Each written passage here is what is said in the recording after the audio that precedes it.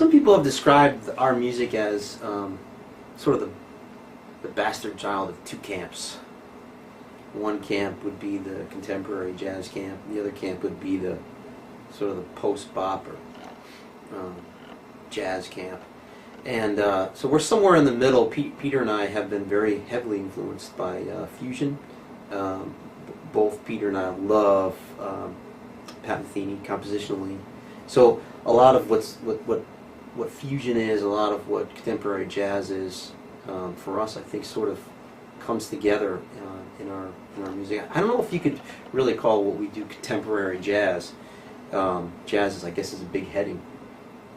But I think I like that characterization of that. It's like two camps that are really distinct. You know, the bottom line is for me, and it's funny because over the years we've gotten like this thing of you go through the years and critics say, don't use the word fusion, and fusion's a bad word and all this crap, and we're fusion, but fusion was big in the 80s, and of course I grew up on George Duke, Chick Corea, Al Di Meola, Return to Forever, all that great stuff, which was just full of ideas and energy, and we really fed off of that.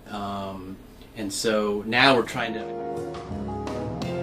we want to bridge that gap between smooth jazz and contemporary, but take it in fusion and take it more in a fusion direction, but not playing over people's heads with how fast we are and how fancy our time signatures are or anything. It's more about melody, structure, and then taking some chances in the middle of that.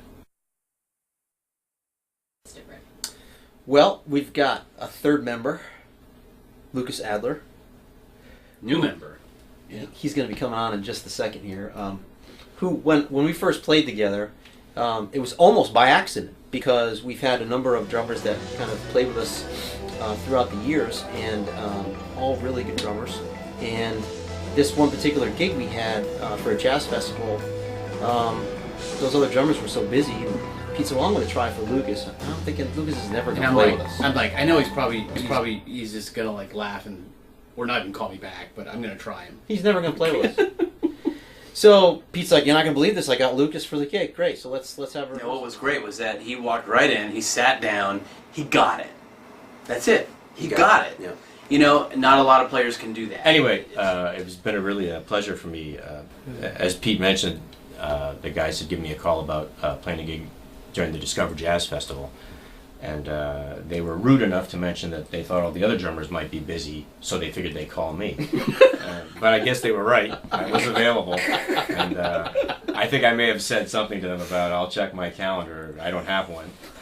And I got back to them that I could do it. And when they sent me the material, I remember thinking that it was right up my alley, and that I really liked it. And it's true, when we got together here at Ad Astra Studios, here, where we are, for rehearsal, it was immediately good. It was as if we had played.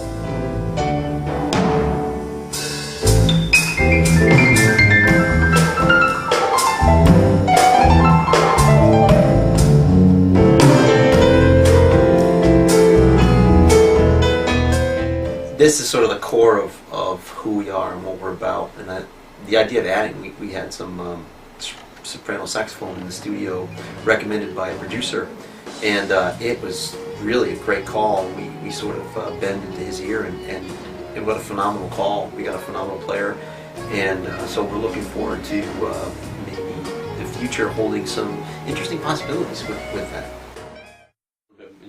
At least these guys have been working on this material for many, many years, and then I've come into it with maybe a slightly different approach, but really from the same background, and we have a lot invested in it. For me, when the three of us play, most of the time when I realize that I'm playing my best, I'm not thinking about my guitar or myself. I disappear into the mix of things. That's how we like it. That's when we know things are sounding good. I don't even notice him. He's gone. He's gone. Jerome? No longer there. Jerome's not here, is he?